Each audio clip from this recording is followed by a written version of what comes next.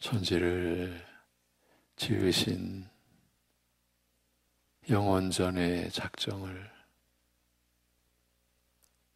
인간의 어떠한 패역함에도 결코 흔들림 없이 홀로 하나님의 영광을 위하여 주관하시고 다스려 가시는 우리 아버지 하나님,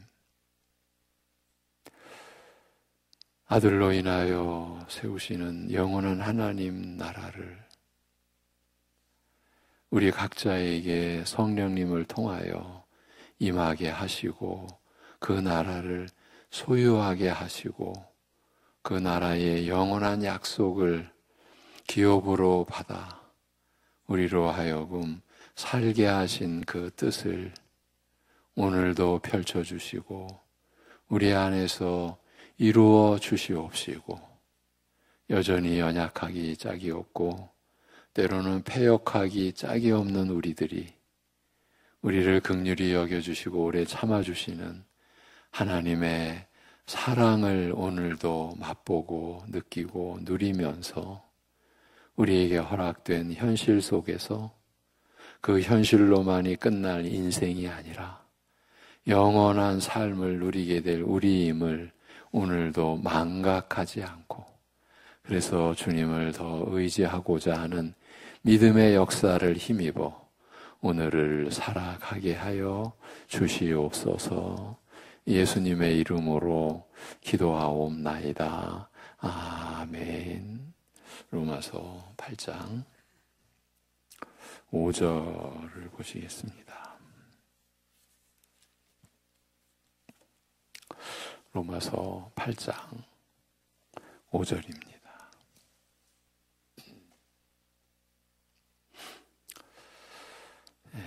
로마서 8장 5절. 다 같이, 육신을 따르는 자는 육신의 일을, 영을 따르는 자는 영의 일을 생각하나니. 아멘. 다시 한번 들어보십시오. 육을 따르는 자는 육의 일들을 생각하며 성령을 따르는 자는 성령의 일들을 생각하느니라고 말씀합니다. 믿음으로 의롭다 하심을 얻고서 하나님과 화평을 누리며 장차 나타날 하나님의 영광을 바라는 이 소망의 기쁨과 또 땅에서 사는 동안 겪게 될 환난과 인내와 연단에 대하여, 그럼에도 우리의 소망은 확실하여 반드시 이루어질 것에 대해 말한 다음에 로마서는 갑자기 창초로부터 인류가 걸어온 역사, 그 과정에 대하여 간략하게 밝히고 있습니다. 그러니까 신자로서의 삶을 구체적으로 설명해 가기 위한 그 맥락에서 로마서는 갑자기 인류의 그 역사, 과정을 간략하게 언급한다라는 그 내용입니다. 우리가 로마서를 통해 보아온 그대로입니다. 아담의 범죄로 말미암아 죄와 죽음이 세상에 들어온 이후 온 인류가 원죄를 지고 태어나 생을 시작하고 죽음으로 마치게 되었으나, 이게 인류의 지금 역사의 본체입니다. 그렇게 되었으나 이런 불행한 역사가 그리스도로 말미암아 의와 생명의 역사로 바뀌고 마감하게 된 결말에 대하여 알리고 있습니다. 말하자면 불의한 죄인으로 하여금 의롭다 여김을 받게 하는 그리스도의 구속이 인류 역사에서 차지하는 비중이 어떠한지, 죄와 죽음의 역사를 의와 생명의 역사로 바꾸어 놓은 결정적인 사건임을 알리고자 하는 것입니다. 이와 같이 한 사람의 범죄, 아담의 범죄로 말미암아 온 인류가 죄인으로 태어나고 죽게 된 불행이 한 사람 그리스도의 의로움으로 말미암아 그를 믿는 자마다 누구나 다 이 의와 영생에 이르게 된 이 중대한 사실을 밝히면서 그 말미에 뜻밖의 내용을 덧붙이고 있습니다. 이제 죄와 죽음의 역사가 그리스도로 말미암아 의와 영생에 이르게 된 이 역사로 바뀌게 되었다. 이 중대한 사실을 밝히면서 그래서 우리 신자는 어떠한 삶을 살아야 하느냐, 살아내야 되느냐 이렇게 전개가 될 것 같은데 그 말미에 뜻밖의 내용을 덧붙였다는 말입니다. 로마서 5장 20절입니다. 율법이 가입하여 죄만 더하였을 뿐이나 죄가 더한 곳에 은혜는 더욱 넘쳤다라고 한 말씀입니다. 아담의 범죄로 모든 사람이 죄와 죽음에 처하는 불행을 겪게 되었으나 그리스도의 구속, 그 십자가의 구속으로 말미암아 그를 믿는 자마다 의와 영생에 이르게 되는 이 은혜롭고 복된 결말에 대하여 밝힌 만큼 인류 역사에 대하여 덧붙일 말이 없을 것 같은데도 왜 율법이 중간에 끼어든 일을 마지막에 굳이 언급하였는지 그 까닭을 헤아리기가 쉽지 않습니다. 그러나 쉽지 않다고 그냥 대충 대략 넘어갈 일은 또 아니라는 겁니다. 이 내용을 대수롭지 않은 것으로 지나칠 수는 없습니다. 로마서는 모세를 통하여 율법이 주어진 일, 더 넓게 말하면 하나님께서 이스라엘을 부르시고 저희와 언약을 맺어 자기 백성으로 삼으신 일을 중요하게 생각한 나머지 복음에 대하여 설명하면서 중요한 대목마다 반드시 언급하고 있기 때문입니다. 믿음으로 구원 얻는 일에 대하여 말하거나 죄에 대한 책임 물으심에 관하여 말할 때도 이게 다 로마서의 내용입니다. 또 먼저는 유대인에게요 그 다음은 헬라인에게로다라고 하여 이스라엘과 이방인에게 동일한 원칙을 적용하면서도 복음의 은혜의 원칙을 동일하게 적용하면서도 또 그 둘을 여전히 구별하고 있으며 로마서 2장 17절 이하에서는 유대인 특유의 죄에 대하여 따로 다루기도 합니다. 그런가 하면 9장에서 11장까지 석 장에 걸쳐 이스라엘과 복음의 관계에 대하여 자세히 그리고 깊이 가르치고 있습니다. 예수님께서 사마리아 여인에게 이제 요한복음 4장의 내용이죠.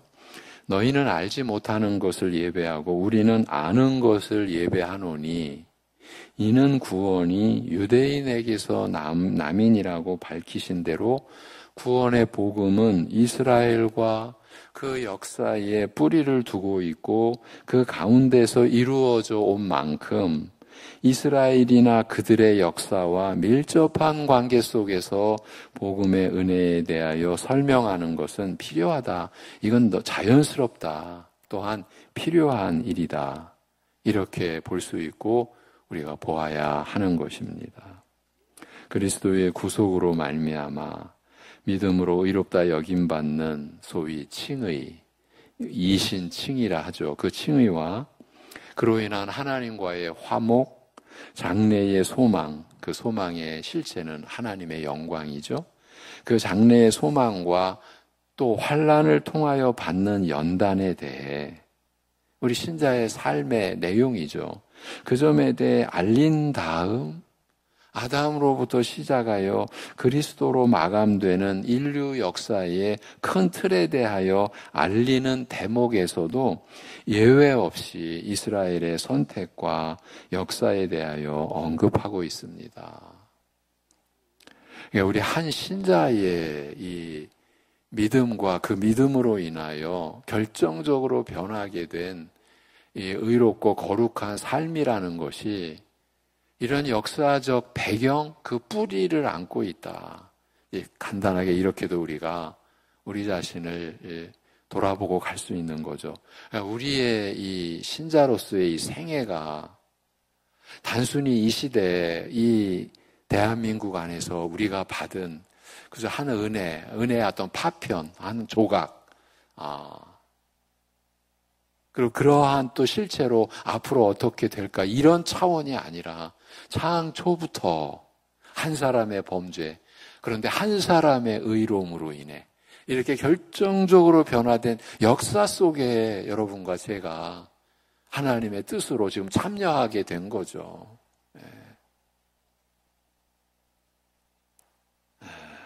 그렇게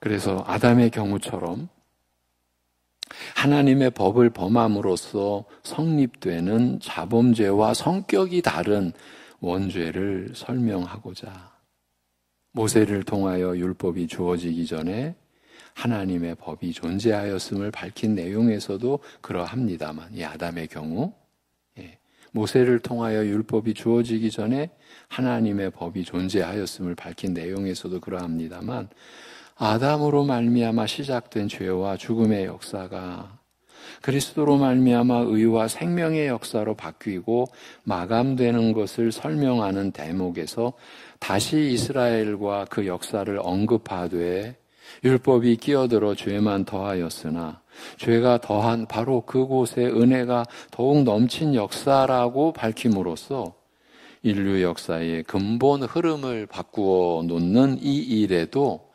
이스라엘 역사가 깊이 관련되어 있음을 이스라엘 역사를 배제하고서 언급될 수 없는 그런 내용임을 알리고 있습니다. 그래서 우리 신약교회를 영적 이스라엘, 새 이스라엘 이러한 개념으로 우리가 이해하고 진술하기도 하지 않습니까?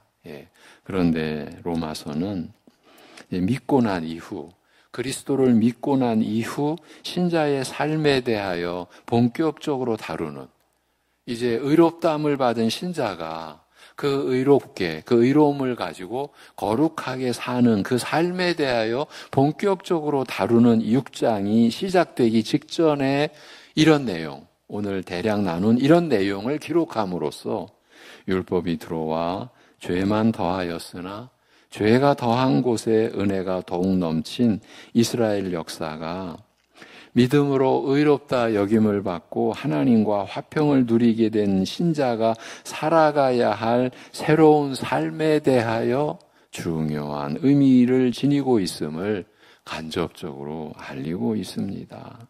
아담으로부터 물려받은 육이라는 원죄로 말미암아 율법 앞에서 겪는 우리의 무력함을 물론 이것은 육으로 말미암아 율법 자체가 무력한 것을 드러낸 것이기도 합니다만 율법이 가입하여 죄만 더한 이스라엘의 역사적 실패만큼 여실히 그 율법 앞에서 겪는 우리의 무력함이 그 이스라엘의 역사적 실패만큼 여실히 드러난 예가 없고 바로 이처럼 죄가 그 강력한 세력을 떨친 곳에서 그리스도의 은혜가 더욱 넘친 나머지 육으로 말미암는 죄의 얽매임에서 벗어나게 된 자유 역시 심판 후 이스라엘을 다시 불러 구원의 은혜를 베푸신 역사보다 더 여실히 드러난 예가 또 없는 만큼 죄에 대하여 죽고 하나님을 향하여 사는 신자의 새 삶에 대하여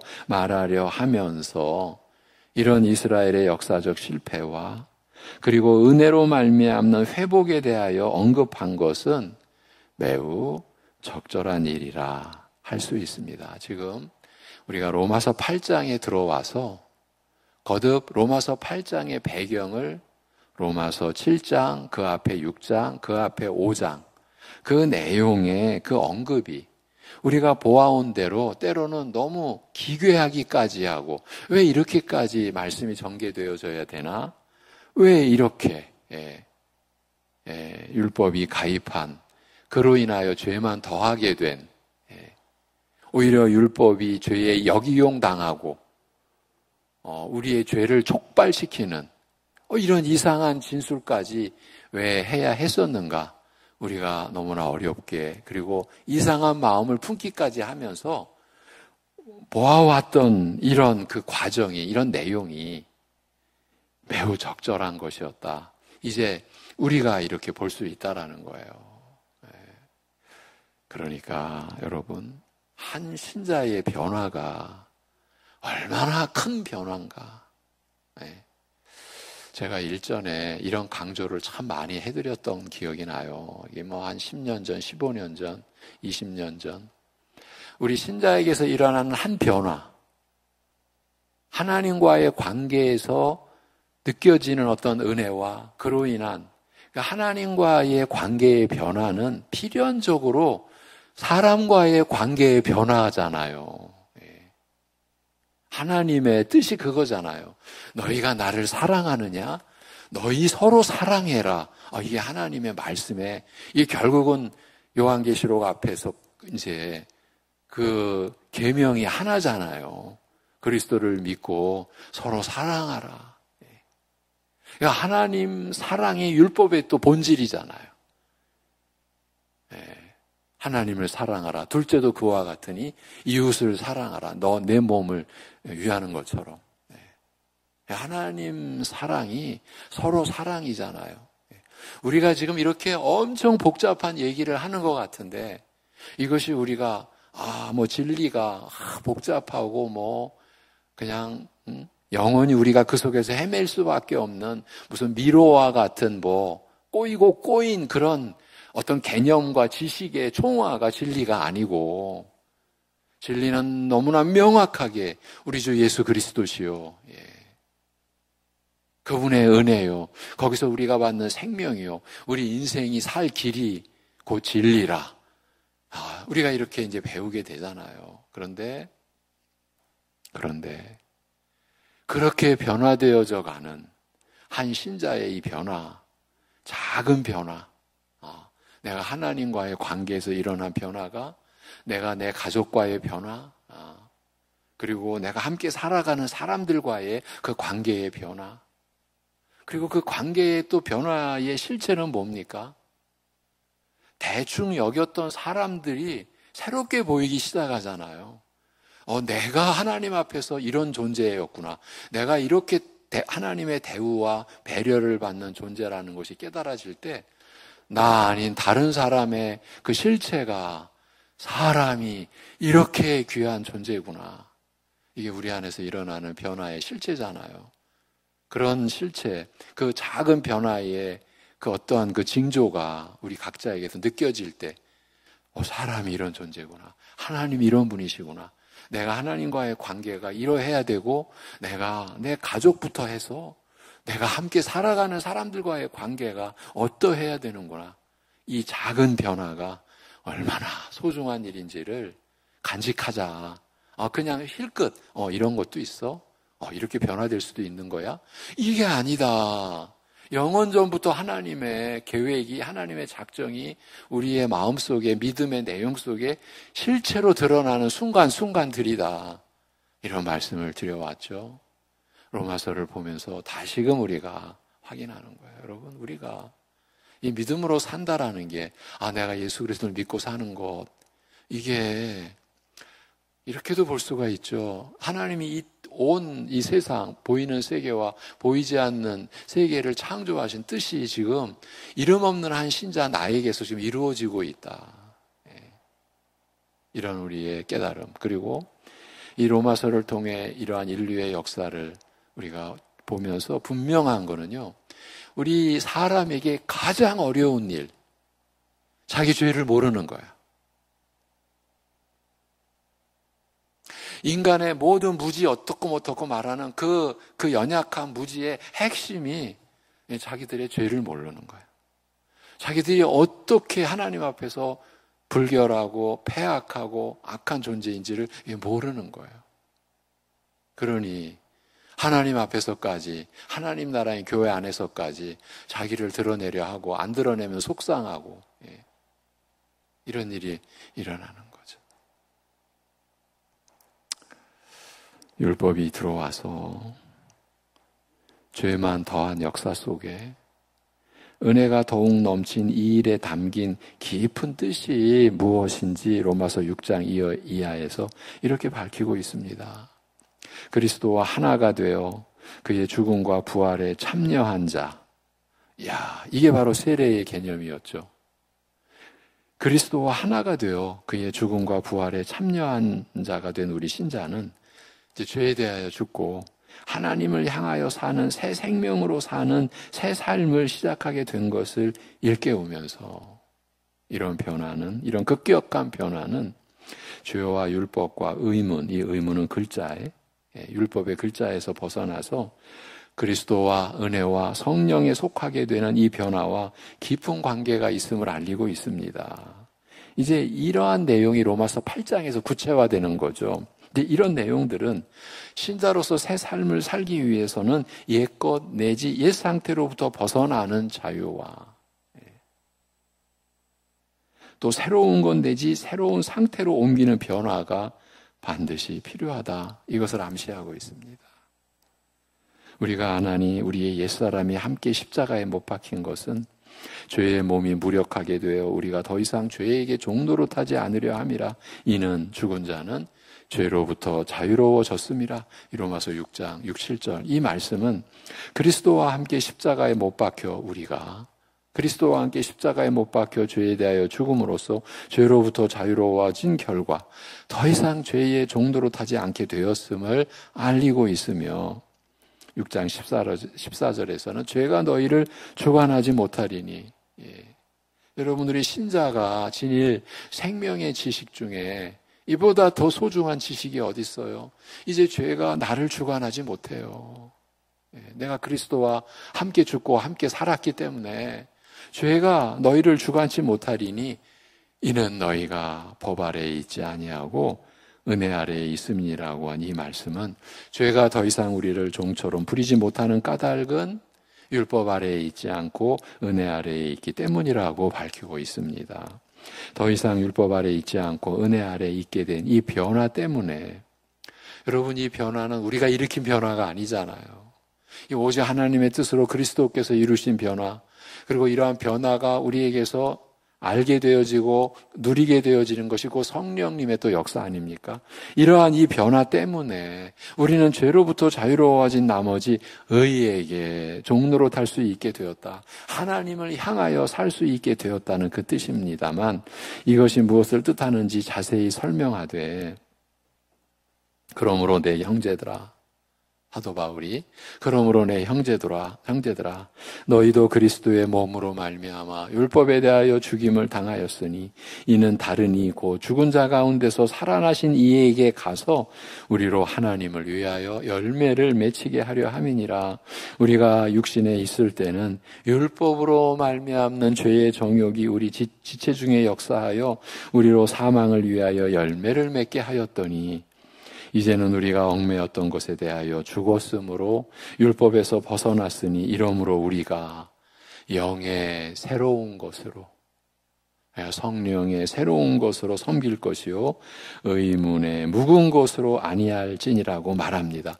바로 이 로마서 7장 4절에서 6절 이 내용이 다시 한번 로마서 7장 안에서 설명되어지고 로마서 8장에서 이 로마서 7장 4절에서 6절의 이 내용이 구체적으로 우리가 어떻게 성령의 새로운 곳으로 섬기게 되는 삶을 살게 되는지 지금 설명이 되는 그 내용을 우리가 받고 있다라고 앞에서 안내를 해드렸었죠. 여기서 계속 강조되는 내용은 신자로서 새 삶을 사는 데에는 율법에서 벗어나서 그리스도의 은혜 아래에 있는 것이 필수적이며 의문, 곧 글자가 아니라 성령으로 섬기는 것이 요구된다는 그것입니다. 특히 율법과 그 의문에서 벗어나는 것, 이 의문은 율법이 글자로 주어진 옛 언약 시대를 가리킨다라고 했죠.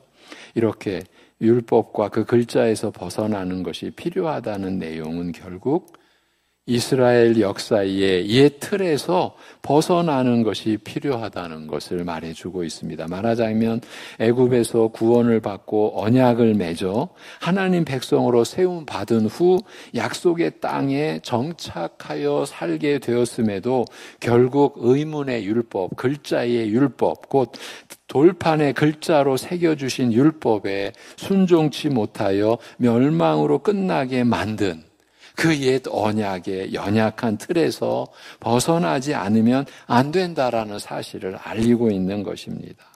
옛 언약의 연약한 부분, 곧 글자로 기록해 주신 율법의 한계가 어떤 것인지 로마서 7장 14절 이하에서 자세히 설명하되, 먼저 거룩한 하나님의 율법이 오히려 죄에게 역이용당하여 죄된 정욕을 불러일으켜 죄를 짓게 하는 충격적인 사실을 밝힙니다.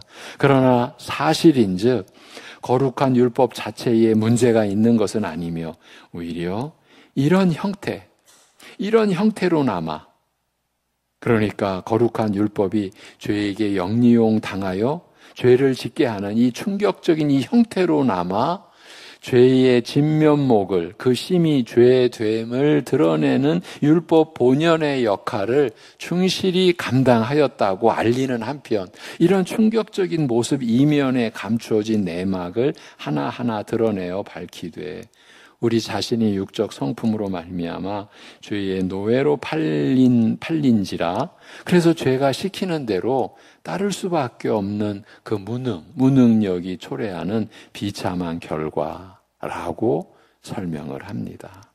육으로 말미암는 죄 앞에서 무력한 이런 모습은 모든 인간에게서, 불신자는 물론이요, 또 신자의 경우에서도 그 실패와 실수에서도 드러나는 것이 사실이나, 옛 이스라엘의 역사적 실패에서 가장 선명하게 드러난다, 이렇게 할 수 있습니다. 그래서 이스라엘의 그 실패의 역사가 우리에게 구약의 역사로 주어졌다. 뭘 우리가 받아야 하는 겁니까?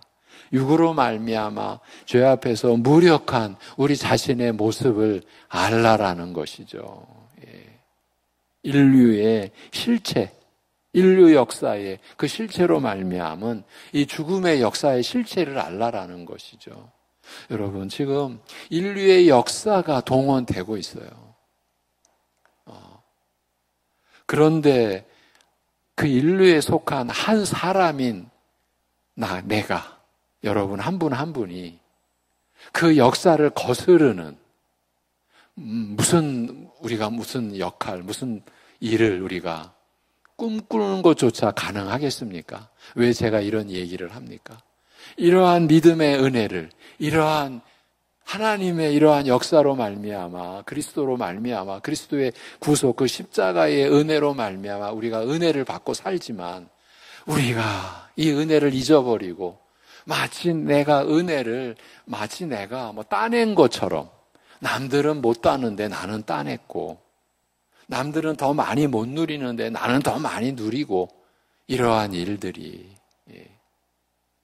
우리 안에 갖가지 형상으로, 여러분, 우쭐함과 교만의 형상은 너무나 교묘한 형상으로도 얼마든지 나타날 수 있어요. 예수님 앞에서 이스라엘 백성들이 보여준 교만의 형태는 너무나 의롭게, 자기들은 너무나 의롭게, 그런데 그 서기관, 바리새인, 대제사장들의 의로움은 본인들만의 의로움이 아니었고요, 이스라엘 백성들 자체도 그 의를 흠모하고 그 의를 인정하고 칭찬하고 하는 그런 세태, 다 어떤 세태입니까? 외식, 위선, 가식의, 그러니까 거짓의 세태였다라는 생각을 우리가 해야만 하는 것 아닙니까? 우리가 수십 년, 반평생 아니면 한평생 신자의 그러한 신분을 가지고 살았음에도 불구하고 우리가 예수님의 온유함과 그 겸손함을 닮아가는 면에 있어서 우리의 신앙의 점수를 우리 스스로가 한번 매겨볼 때 감히 합격점이라고 우리가 말할 수 있을까? 이것이 교회의 현실이라고 하는 것을 우리가 과연 부정할 수 있을까? 예. 그 얘기는 뭘 뜻하는 겁니까? 우리는 분명히 말씀으로 예수 그리스도를 믿고, 우리는 우리의 육신으로 예수님을 본 사람들이 아니에요. 말씀으로 예수님을 보고 만나고 믿게 된 사람이에요. 그리고 우리의 그 믿은 이후의 삶도 말씀에 의하여서 열려지게 되고 전개되어지고 펼쳐지게 되고 그 내용이 더 구체화되고 깊어지고 풍성하게 되어지는데, 우리는 말씀을 가볍게 여기고 별로 소중하게 안 여기고, 이게 지금 우리의 모습이 아닌가. 그러니까 우리가 기도하는 것도 말씀에 의하여 우리가 받은 은혜로, 그래서 그 안에서 일어나는 하나님의 뜻을 우리가 구하기보다는 사실은 그저 내 주관과 내 생각대로, 이것이 우리의 지금의 이 작금의 이 신앙의 상황, 감히 말씀을 드리지만 우리 한국 교회만의 이 상태가 아니에요. 상황이 아니에요. 지금 전 세계 교회 속에 일어나고 있는 교회의 무력함, 무너져가는 교회, 이렇게 우리가 봐야 될 시대에 살고 있어요. 무너져가는 교회, 그 안에 우리나라, 그리고 우리 교회도 그 교회 안에 속해 있는 거고, 그럼에도 놀랍게도 말씀의 교회가 세계 각각 도처에 있고, 규모와 상관없이 큰 규모로도 아주 작은 규모로도 오직 말씀의 교회, 말씀의 진리 속에서 드러나는 그 은혜를 붙잡고 결코 좌우 살피지 않고 꼿꼿하게 하나님만 바라보고 그 말씀 안에서 받는 그 은혜의 그 누림이 너무나 겸손하게, 너무나 온유하게 이러한 교회들이 있고, 저희 교회도 그러한 교회로 세워져 가고자 하는 이 간절함, 절박함, 하나님 아버지, 하나님이 허락해 주셔야만 될 일입니다. 이 은혜의 교회 되게, 그리고 교회에 지체된 우리 각자가 이러한 은혜의 실체를 바로 누리고, 그래서 우리 여러분 한 분 한 분이 그 은혜의 증인 되어 주시는 것 아닙니까? 그렇다면 여러분 한 분 한 분 속에 이 역사적 변화가, 한 사람 아담으로 인한 죄와 죽음이 한 사람 예수 그리스도로 인하여 변화하게 된 의와 생명의 그 변화의 실체가 여러분의 모습 속에서, 성품 속에서, 인격 속에서, 그리고 그 인격이 드러내는 여러분의 삶의 그 구체적인 내용, 소위 사람들이 말하는, 세상이 말하는 잘 살고 못 살고가 아니죠. 외모의 규모의 변화, 이게 아니죠. 그 안에서 여러분이 하나님과의 어떤 관계로 사시고, 서로의 사람들과의 관계가 어떠한 관계로 지금 열매를 맺어져 가고, 그러한 가운데 여러분 한 분 한 분의 중심, 믿음의 중심, 하나님 앞에서의 나의 마음, 그 상태, 그것이 열매요. 그 열매가 우리 자신도 느껴야 되고요, 나도 느껴야 되고요. 그리고 그것이 하나님이 또 우리에게 기대하시는 바, 이 세상의 빛이요 소금이라 하시는 것 아니겠습니까? 이 5절에 관한 것은 내일 좀 마무리하도록 하겠습니다. 기도하겠습니다. 하나님 아버지,